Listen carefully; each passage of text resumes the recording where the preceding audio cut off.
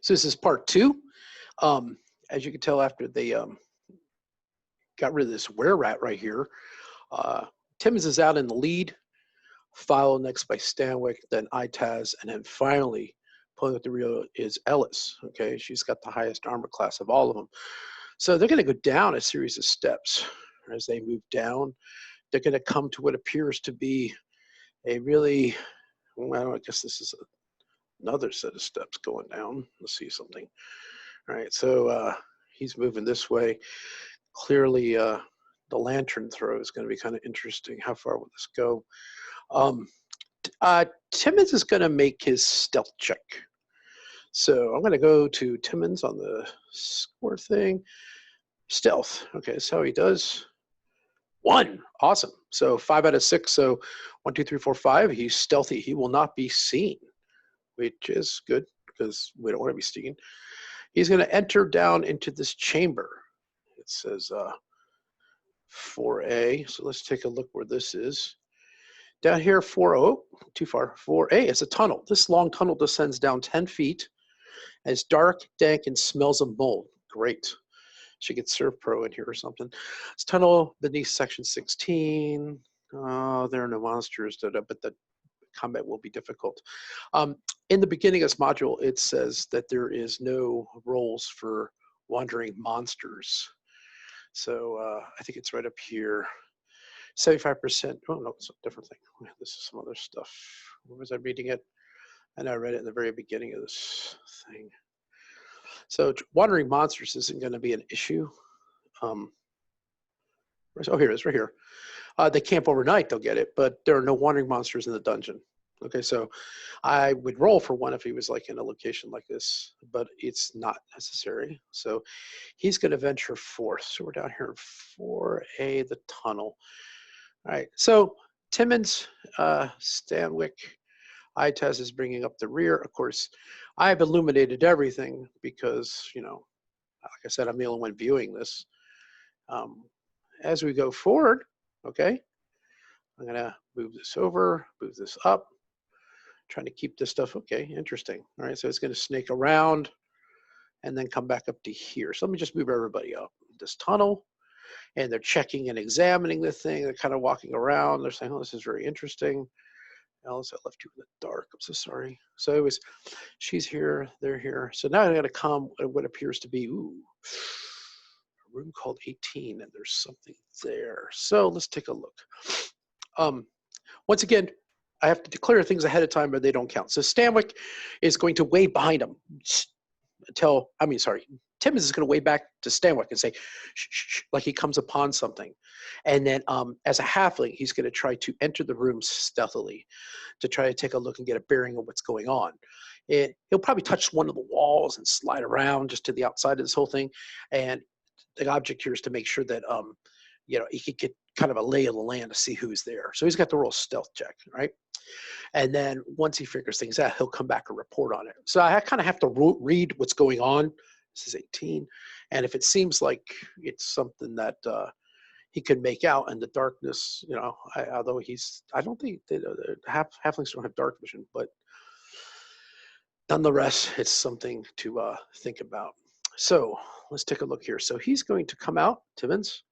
Let's roll you up around this corner. These guys are back here down the mouth of the thing, not letting the light from the lantern to actually enter the room. So if there's anybody there, they're not going to see it. So that's the goal. So let's do a stealth check here, buddy. All right, so it'll be for Timmons. He's going to do a stealth check, and his stealth check very simply is boom. Oh, guess he counts. 5 and below, he's fine, right? Woo. So if he would have went over, he would have been immediately identified, but that's not the case. So what is in 18? Let's take a look. It's the common area storage. Pressed against the walls of this cavern are lined with barrels, crates, and all manners of supplies, or wine casks, storage chests, or burlap sacks. This appears to be some kind of storage chamber, right? There is a large table in the center of the room with crockery, dice, iron flatware strewn haphazardly about. 2 thin-faced men dressed in ragged clothing are arguing at the table, while a third is kneeling before a stone door on the southern wall, clearly trying to pick the lock. When they take note of you, They draw cudgels and daggers and advance. So I got 3 guys in this room. 2 thin guys at a table, and a 3rd guy is kneeling before a stone door in the southern wall. Okay, so I'm just going to go back and grab my numbers. So I'm going to grab this guy. All right. Southern wall. Oh, okay, here's this guy's picking the lock. Here's the door over here. And I got to go up and grab a couple more guys, all right, to see what's going on here. Like I said, I do these guys up ahead of time. So let's take these guys here too. I'll grab 3. This will be fun because this is, oh, too far. I want to go this way. They drop these guys in the chamber. 1, 2. So they're not going to notice Timmons because they're arguing, and therefore they do not notice this guy. He's being all stealthy, right? So Timmons has to make a decision. He really can't take out 3 guys at once, right? So what he is going to do is go back and notify Stanwyck. I don't even think that deserves a roll. It's probably the smartest thing he would do. His intelligence is 12.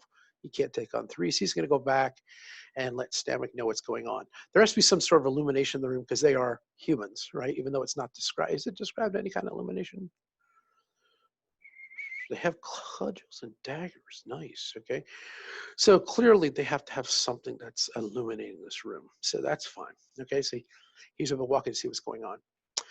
So their plan, if I was to do this, I would have Timmons come down low, get to this side right here. Stanwyck is going to come up. Both of them armed with bows. And as they're complaining and arguing with each other, take pop shots and at least try to make, or how would you say, level this fighting field. Even though they're 4-1, I just, ITAS is not going to be good at some hand-to-hand thing. And I don't want to burn a sleep spell on this. Probably something else. So that's kind of going to be the game plan. So they're going to pop probably the guys at the table. Stanwyck's doing 2 arrows into 3, and Timmons is 2 arrows into number 2. All right, so let's take a look at what we're looking for as culprits, what we're having to do here. Ooh, Wererat. One of the men says Wererat. The other 2 are 2 nefarious locals from Willowford who have allied with the Wererats. If the Wererat is slain, the other 2 will surrender and attempt to bar their lives, return for information about the Rat King. Okay. Tell the party that he has orchestrated the plague. He's the most powerful rat and the leader, right? So they don't tell you which guy's which guy. So the 2 bandits, dagger +1. Nice. Let's say the Wererat is at the door. And the bandits are at the table, right? I wouldn't know what else they're doing because they're not really telling you who's which guy, right? Okay, they don't. So let's. Okay, they haven't taken note of us, so we're going to make a go of it, right? So these guys are shooting on an armor class of 12, right? They're going to try to dot their I's and cross the T's of these 2 bandits, okay? Leaving just this one guy in the room, right? And let's have some fun with this. So armor class of 12, and they got really low hit points, 4-3, which is nice. Okay, so let's fire first. We're going to let Timmons go first. He's got the highest dex. So that's how I do my roll of order. So he's going to get the actual shot here, okay? The assumption is all these guys are, could be Wererats now because they just ran across one. So he's going to fire twice, right? 1. Ow! That right there is going to be a hit, right? And the second one. All right. Okay, with all that stuff, he is going to take out his guy. All right, and now let's try the other guy. This would be Stanwyck. He's going to fire now. And his bow. Come on, guy, don't let us down. That is a miss with max damage. It depresses me. How about this one? That's cool. Actually, that's going to take care of that too. The other guy's worth 3 or 4. I'm going to let that dude fall to the ground. So let's go back here. Let's look at this. Don't they have 3 and a 4? Yeah, I'm going to say he's dead. Well, the first guy 4, this guy's 3. So let's say they're taken out. So they took out the 2 guys, and they're going to rush the room. And that's going to actually probably just, I think they would just keep with the bows. They're going to double their hit. Of course, the Wererat and them are going to have to make a roll to find out which one's going to happen first, all right? So this guy and this guy are taken out. So I'm gonna just move them off to the side here. They're no longer in the room. They're dead, all right? So Stanwyck and Timmons are gonna reload, okay? And we're gonna see if this guy gets to make a play for it first, right? So I'm gonna do slash R 1d6. This is going to be I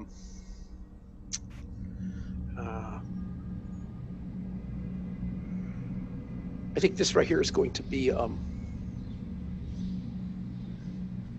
yeah, I'll make this guy, this is for the Wererat. He's gonna go first.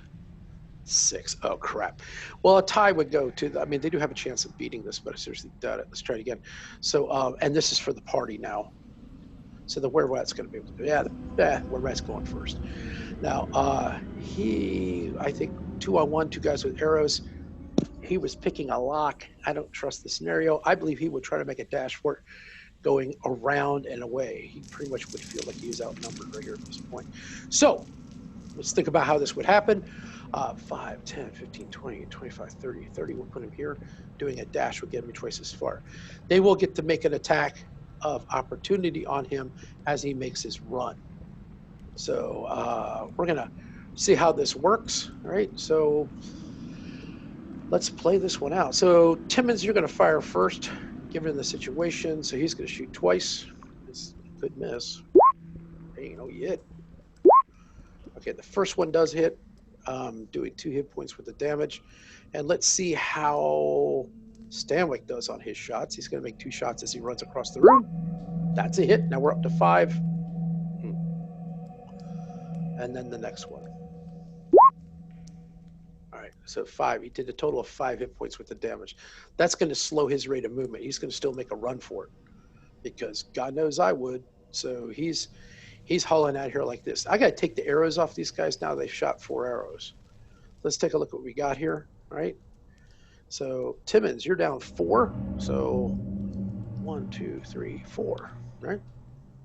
And let's look at Stanwyck. He's down 4 now too. Yeah, they're just going through those arrows. Of course, they're supposed to. That's what they're. Now, let's see what we have going on. It's kind of a mess. Excuse me. Sorry about that. We have a chase and pursuit kind of thing going on. It's going to be kind of hard to run and fire. His roommate says he's going to be slowed. If you think about it, he's got half his hit points gone. So he might be bleeding out. He's been hit quite a bit. So looking at what's happening here, I'm going to make these 2 guys drop their weapons. Whenever I say drop their weapons, I always assume they go back and pick them up, unless some bad things happen further down the road. And they're going to chase on foot with their melee weapons to track this guy down. Based on the fact this guy's been hit pretty badly, his their rate of movement's going to probably be twice his, and they would probably overtake him if looking at this by the time he gets to the edge of this cliff. All right. So I'm going to pull Stanwyck and Timmons up. I'm going to let the werewolf try to take a shot on him, in a sense, turn around and, the Wererat, turn around and try to make a move on them, hitting one of the guys. So 1, 2, 3, it's Timmons. 4, 5, 6, it would be Stanwyck. He's going to go for the Timmons, and he's going to make his attack. So he is a Wererat. Hit dice 3, gets a +3 on his attack. So /R. Let's see, 1d20 + 3. He's gonna make his attack. 9. That is not gonna cut it. He is not gonna get Timmons, right? And by this time, these 2 guys are gonna come up.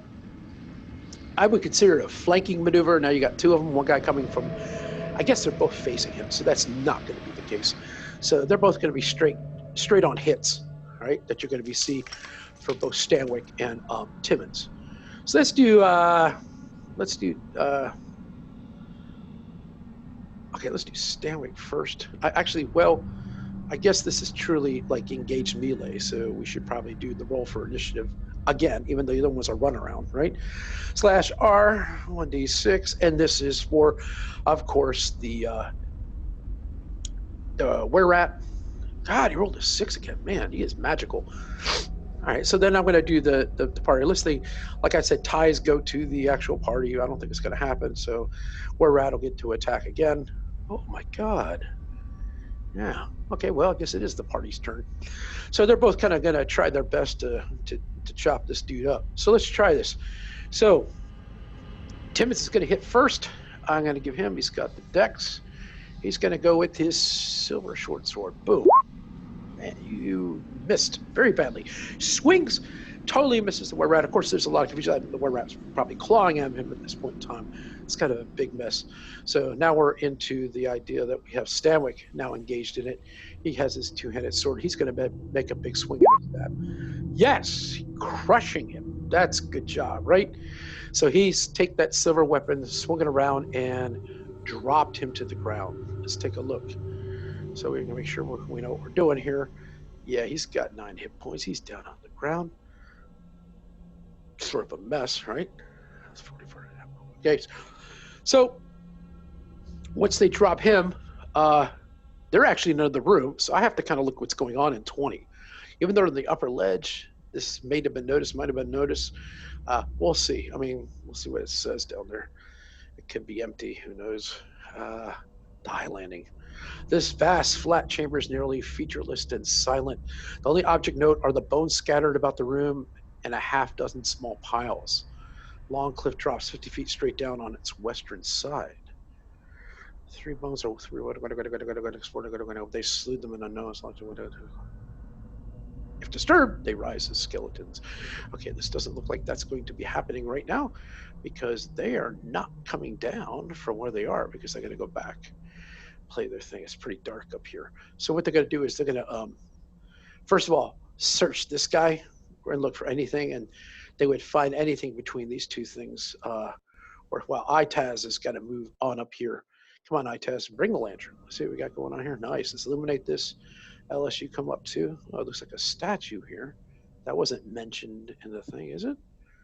Let's see, at room 18, they mentioned a statue. That's a statue symbol, isn't it? Oh, wait. Huh.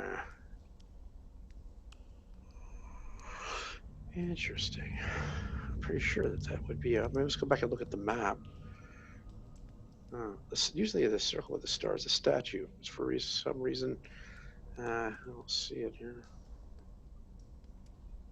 Ooh, is there a legend? No! Why don't they have a legend? Because that would be smart. That way I know what's going on here. Anyways, I'm thankful for the adventure. I don't want to sound like a baby because everything's perfect. I like these kind of things that kind of draw and they feel more gritty for me. But back to this thing. So they're searching through this room to see what they can find. Okay, first thing I do is Timmons will be like all over the dudes because he's a thief. He knows that people carry stuff on them. Let's see what he can conjure from this. We can pull out of their pockets what's worthwhile. Nice. He's kind of searching this thing. Oh, I got some treasure here. Look at this. 54 gold pieces, an emerald, and a dagger +1. Nice. So for the dagger +1, even though Timmons is doing a lot of the work, I'm going to see whether or not, charisma-wise, does the magic user get it over Timmons. So this will be kind of interesting because they'll both make their plea that either one of them probably need it more than the other guy. So that's kind of how I sort of have to do this thing because, you would think, oh, I just want to give the magic user because they don't have a magic weapon. But this may be a better way of doing it to adjudicate who gets what. So let's try this out. So Timmons, he's going to make a charisma roll, the guy with the highest charisma roll. I think a straight up height would be perfect. Actually, roll under. Who gets the lowest roll under? We're going to keep roll under stats, very OSR. 7. Okay, so Timmons probably says, I killed the Wererat, and I've been like, this is a second thing where I got up on it, and he's giving this big old argument. And let's see if Itaz, she may be a very convincing woman, her charisma's a little higher, right? So maybe she actually poses a better argument. So whoever's going to be lowest on this is, oh, Itaz just bats those pretty eyelashes and says, I could really, really use a +1 dagger, and really, you're better with the bow. So fair enough, right? So she's going to get a +1 dagger, and that's going to be good, right? Because this is going to increase her efficiency to hit, right? Gonna put that dagger +1. Of course, now it being magical is something to consider. So I'm going to put her other dagger here, dagger silver. Okay.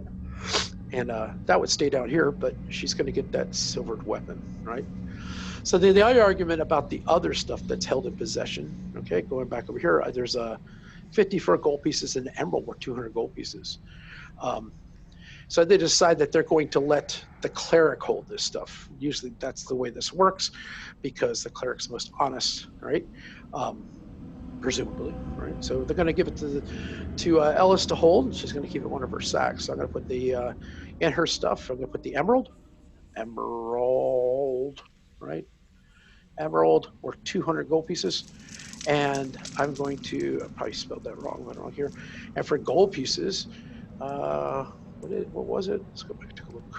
I think it was like 54 gold pieces. Nice. So we're going to go back to her and say 54 gold pieces. All right. So she's going to be sort of the holder of funds because of her nature of being about the law. So no one can figure she'd be the most honest one out of the group. Well, so Timmons at this point is going to roll around and say, why were they trying to get into this door? That would seem about right?